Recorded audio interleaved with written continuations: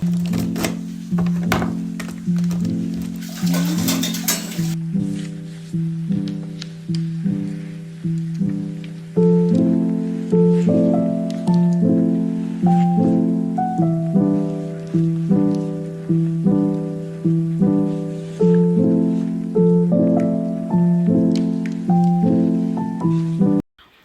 At my dinner दर्शकों, दिन का बनाया हुआ चिकन फ्राई राइस।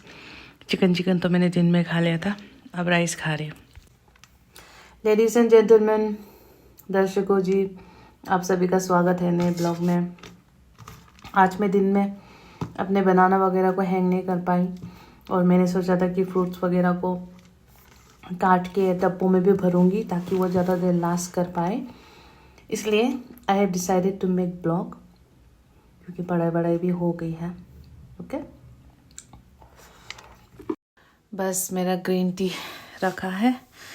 इसके बाद डिनर करने के बाद मैंने 2 संतरे लपेट दिए, बिकॉज खाना खाने का ना मुझे मीठा खाने का मन करता है कभी कभी, नॉट ऑलवेज बट कभी कभी, तब मैं संतरा या पाइनएप्पल खा लेती हूँ। संतरा तो खैर इतनी जल्दी ख़राब होगा नहीं, मगर ये इसका तो मुझे कुछ करना पड़ेगा अभी। और मोबाइल में भी बस 25% बैटरी बाकी है। और पता है, आजकल मैं ऐसा सोच रही हूँ कि कल से मैं कोशिश करूँगी कि जो मेरी हिंदी की पढ़ाई है मैं उसी तरीके से अपने दिनचर्या मेरा जो डे टू डे लाइफ को क्या बोलते भाई, जो आए दिन मतलब मैं ये कहना चाहती हूँ कि मैं डेली लाइफ में मैं ट्राई करूँगी कि हिंदी का जो वोकैबुलरी होता है ना उसको यूज़ करूँ।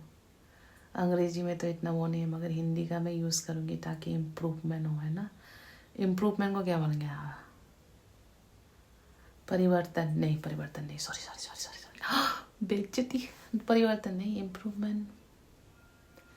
इम्प्रूवमेंट को क्या बोलते हैं भाई? शिट, हिंदी की विद्यार्थी होके इम्प्रूवमेंट को हिंदी में नहीं बोलना आ रहा। मोइक, शर्म करो। जस्ट जोकिंग, देख लूँगी गूगल में बाद में। तो दर्शकों, मैं बाहर पूरा रनिंग करके, है ना, एकदम टिप टॉप एक्ट्रेस की तरह स्पीड में रनिंग करके, मुझे गर्मी लग रही थी इसलिए पहले मैंने स्वेटर नहीं पहना था, मगर अब मैं ऊँट पहाड़ के नीचे आ गई हूँ and I am feeling cold now. तो मैंने फिर से अपना कृति सेनन और धानुष का जो नया मूवी है ना तेरे इश्क में, मैंने उसको नेटफ्लिक्स पे देखा था। तो उस पर कृति सेनन ने एक सेम टू सेम यही कार्डिगन पहना था। अंतर सिर्फ यही है कि कृति सेनन उसमें बहुत सुंदर लग रही थी और मैं समझ गए होंगे जिस जोगिंग, मैं भी सुंदर हूँ। तो पहले मैंने ये सोचा था कि मैं इसको रस्सी से करके अटकाऊं, मतलब लटकाऊं इन खीलों में, बट मैंने ट्राई किया यहाँ पे, ये देखो अटक रहा है एक्चुअली, ये गिर भी नहीं रहा है। तो आई थिंक मैं इसको ऐसे ही रखूँगी। ऑनलाइन में ये लिखा हुआ था कि इनको ना ऐसे नहीं रखना चाहिए, तो वो जल्दी पक भी जाता है और पकने के बाद इसमें घाव भी हो जाता है, तो वो फिर खाने लायक नहीं हो जाते, मतलब ज़्यादा दिन तक नहीं रह सकता। तो अभी मैं इसको यहीं पे टांगने वाली हूँ। ये वाले तो खैर कच्चे हैं। मेरा पूरा घर बचपन में आप लोगों ने वो सोनपरी और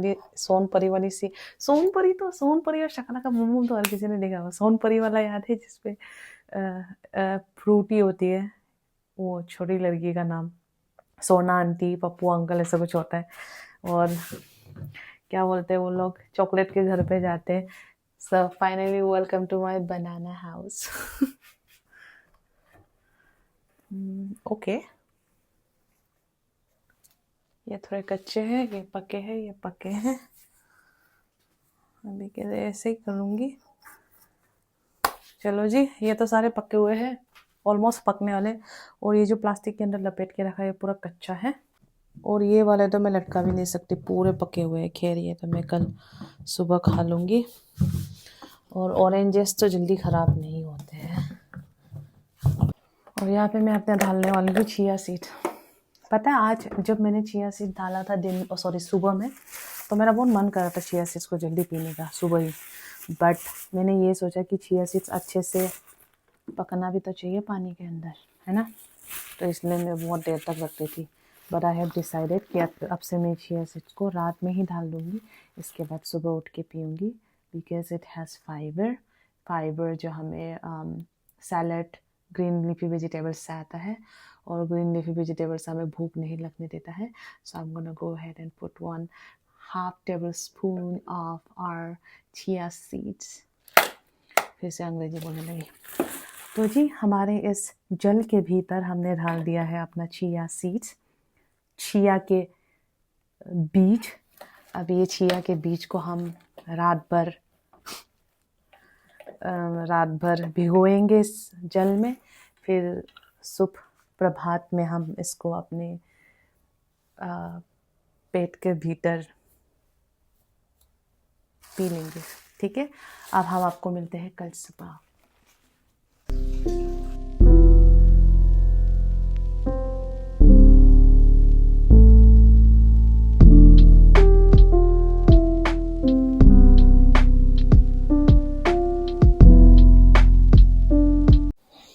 हेलो दर्शकों जी, गुड मॉर्निंग।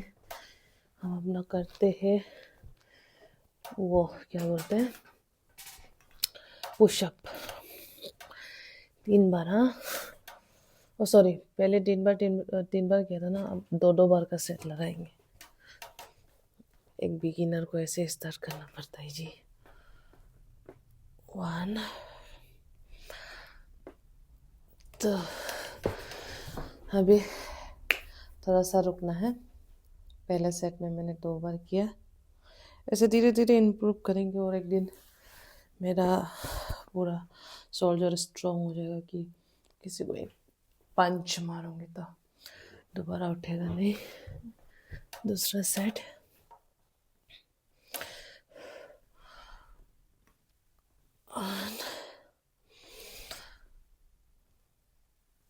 तो you can do it.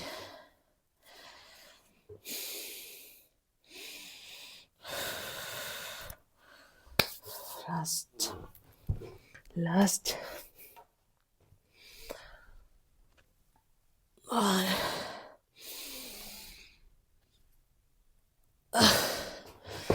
Yes.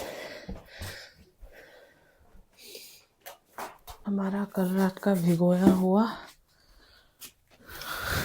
Chia seeds इसमें पीकर देखते हैं।